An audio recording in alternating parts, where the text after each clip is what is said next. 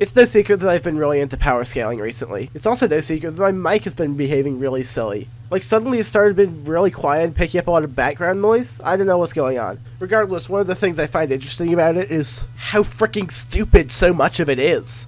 Like, look at this. There's a reason I made a series with 15 episodes about this. But with all this power listing, there's always one ability that's either missed completely or hidden behind something like omnipotence, where given the context, I don't think people are ever thinking about this ability at all. But honestly, this ability is actually really versatile if you think about it. It has actual uses unlike any of this stuff. I'm Vector Graphics, and today we're going to be exploring the best overpowered ability, Polykism.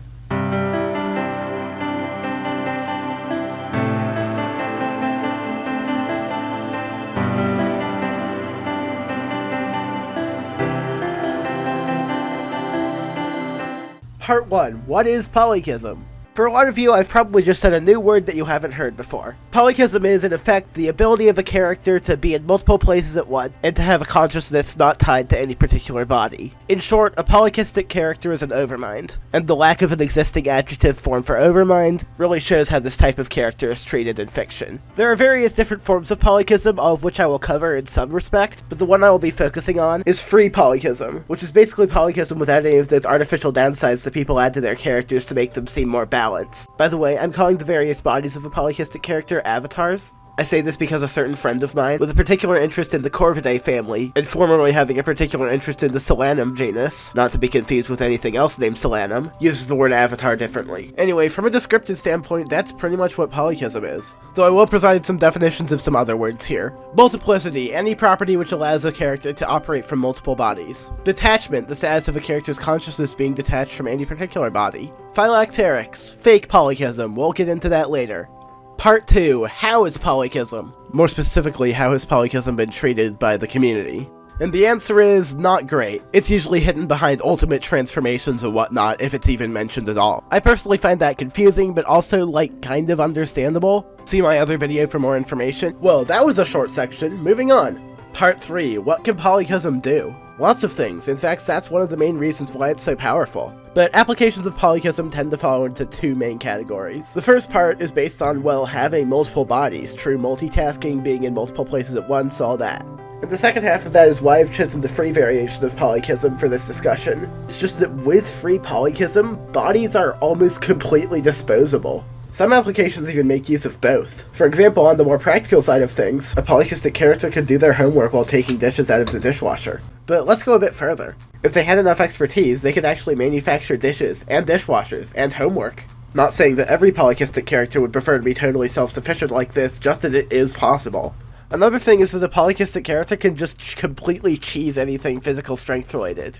Want to lift a car? Just bring in 30 avatars. And not to mention that a bunch of other abilities basically come for free, such as resurrection, a lot of things to do with clones, and often things like shapeshifting if the avatars are dynamic enough. In this case, the avatars don't even need to be that strong individually for all of this to work. Not to mention that characters having polykism turns battles into humongous endless wars, which I think is just funny. The only real weakness of polykistic characters is psychic abilities, and even then that can be worked around by setting up the consciousness in a certain way. Or I guess just omni-bypassing it, I don't know. And as I said before, even outside of battle, polykism is just a convenient ability, as it completely negates any physical needs, and can be used in a bunch of different ways. Part 4. Comparing polykism to other abilities. For this section, I'm going to rate abilities based on 5 factors. The first is how versatile the ability is. In short, in how many different ways can it be used. The second is how convenient the ability is.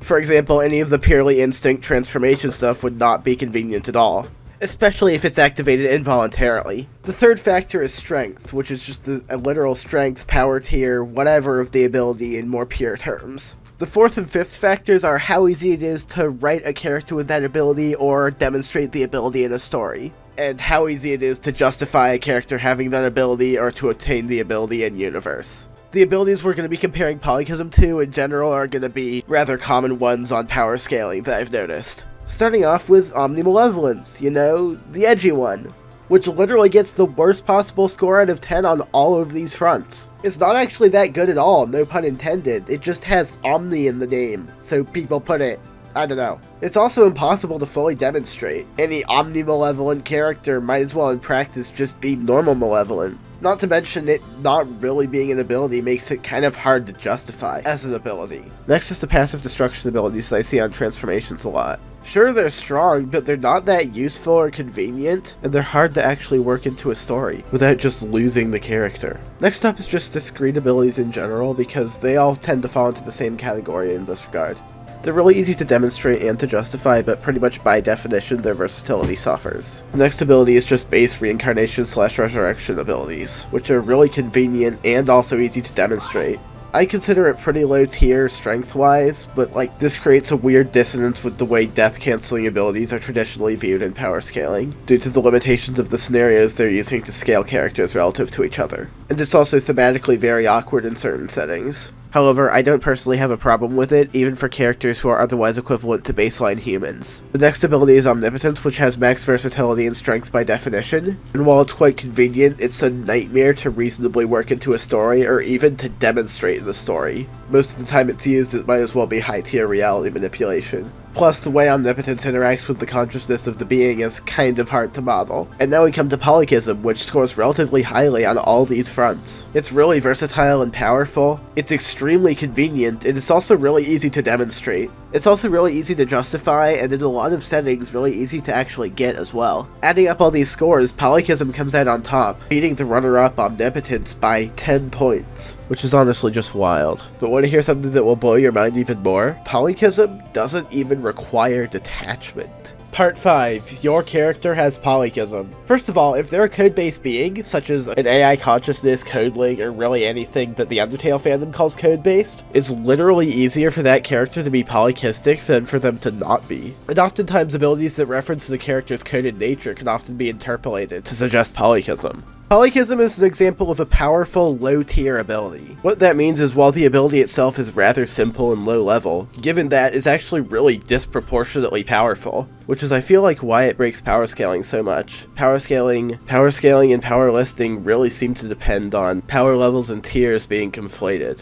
From their perspective, it seems like treating polykism like it should be treated is kind of like adding a recipe to Minecraft to craft netherite swords out of dirt. Another issue that people might have with polykism is that it sort of breaks a lot of power level systems, given they aren't usually well equipped to handle multiple agents on either side, which includes avatars of a polykistic being, especially when that number of agents can vary during the fight and be arbitrarily large.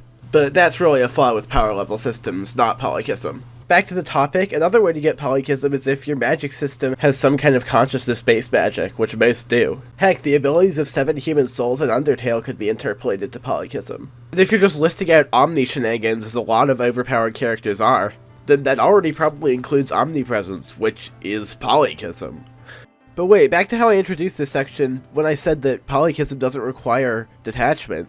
Well, it's almost polykism. This is what I like to call phylacterics, which emulates the effects of polykism even if you don't actually have detachment. What it requires is one of these abilities where the character can make clones and whatnot, but they still have a real body that's linked to their consciousness. And at that point, if you can control the clones independently, why use your main body at all? It's just a weak point. Just use clones and lock your main body up somewhere, hook it up to whatever sustenance it needs, and then just do everything through clones. That's pretty much what phylacterics is. And it allows the character to emulate pretty much all of what polykism is so good at. It can also be used with mind control abilities and such. It does have one downside compared to pure polykism in that it requires the main body actually existing to house the consciousness, hence why it's called phylacteric polykism.